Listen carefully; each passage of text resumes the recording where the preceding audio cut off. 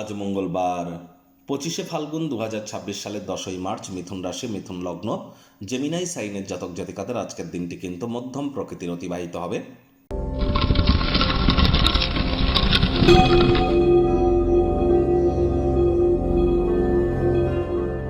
ভিডিওটির শুরুতেই স্ক্রিনে আপনারা দেখতে পাচ্ছেন হনুমানজির প্রণাম মন্ত্র।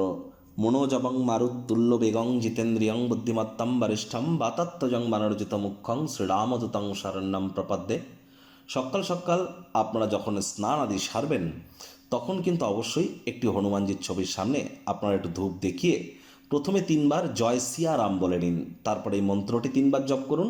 তারপর 3বার নিজের নাম এবং গোত্র ধরে বলুন সদা হরি চেরা, সদা হরি চেরা। এটি 3বার জপ করে নিজের মনস্কামনাকে জ্ঞাপন করে দিনটি শুরু করুন, লাভান্বিত হবেন। আজ মঙ্গলবার, মঙ্গল গ্রহের কিন্তু প্রতিকার স্বরূপ হনুমানজির নাম জপের থেকে বেটার কিছু হতে পারে না। আর অবশ্যই মঙ্গল কিন্তু এখন রাহুর সাথে অঙ্গারক যোগে আছে এবং মঙ্গলের উপরে শতবিশা নক্ষত্রের একটি প্রভাবও কিন্তু আমরা পরিলক্ষিত করছি। তাহলে যত বেশি হনুমানজির নাম জপ ধ্যান আরাধনা করবেন এটি আপনাদেরকে বেটার ইম্প্যাক্ট প্রদান করাবে।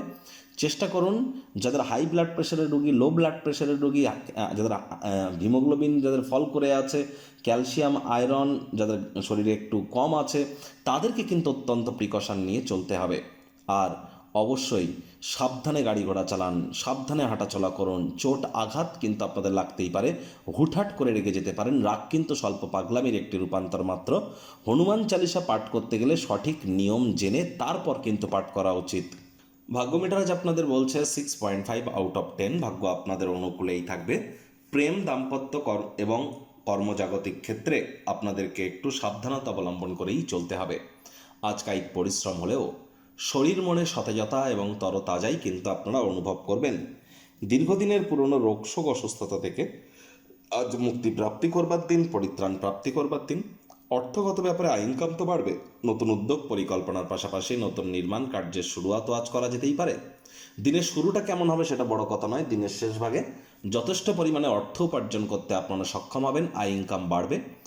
চাকরিজীবী যারা আছেন অফিসে কম কথা বলে কাজ বেশি করুন, মনের থেকে মস্তিষ্ককে বেশি দাম দিন। কোনো প্রকার অফিস পলিটিক্স বা গসিপিংয়ের অংশ যেন হবেন না। বসের কিন্তু কুনজরে আপনারা পড়ে যেতে পারেন। রাজনীতিবিদ যারা আছেন জনসংযোগ বৃদ্ধি করুন। হার্ডওয়ার্ক, কঠোর কায়িক পরিশ্রমের কোনো বিকল্পই কিন্তু নেই। পার্টনারশিপে যদি ক্রিয়াকলাপ করেন পার্টনারদেরকে সহজভাবে যেন নেবেন না, চোখ কান খোলা রাখুন।